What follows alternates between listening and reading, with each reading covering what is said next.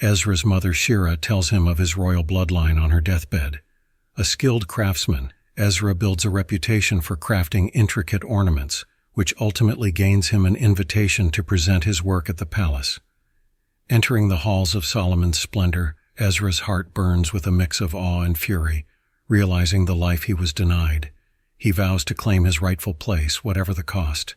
Ezra befriends Rehoboam, Solomon's heir, and ingratiates himself with the royal family.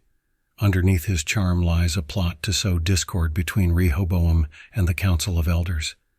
Ezra crafts golden idols, whispering to Rehoboam that the people would revere him more if he replaced the invisible God of Israel with tangible symbols of power. Rehoboam, insecure about his leadership, begins to listen. Ezra's idols are unveiled in a grand ceremony, sparking outrage among the priests and elders. He frames Rehoboam as the sole mastermind, orchestrating events so that the king's closest advisors turn against him. Ezra's plan seems to succeed, and Rehoboam, humiliated and broken, retreats to the wilderness. But Ezra's victory is short-lived. The people turn on him when a drought devastates the land, which the priests declare as divine punishment. In the wilderness, Rehoboam encounters a prophet who delivers a startling revelation. Ezra is his half-brother. The prophet urges him to seek reconciliation rather than revenge, warning that division within the family will bring ruin to the nation. Meanwhile, Ezra is haunted by visions of his mother, who appears to him in dreams, urging him to repent and seek forgiveness before it is too late.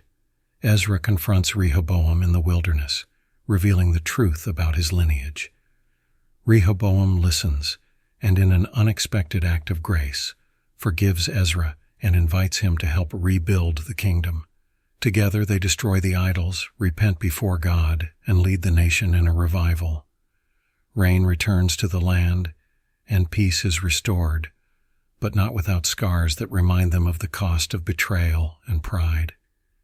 In today's society, where divisions run deep and greed often rules, this story reminds us of the power of forgiveness and the importance of setting aside selfish ambition for the greater good. True leadership comes not from seeking power, but from seeking peace. Ezra spends the rest of his days serving as a humble advisor, his once burning ambition replaced by wisdom and gratitude. Rehoboam becomes a wiser king, ruling with humility and justice. The story of their reconciliation becomes a parable for future generations, teaching that envy and greed destroy, but forgiveness and unity heal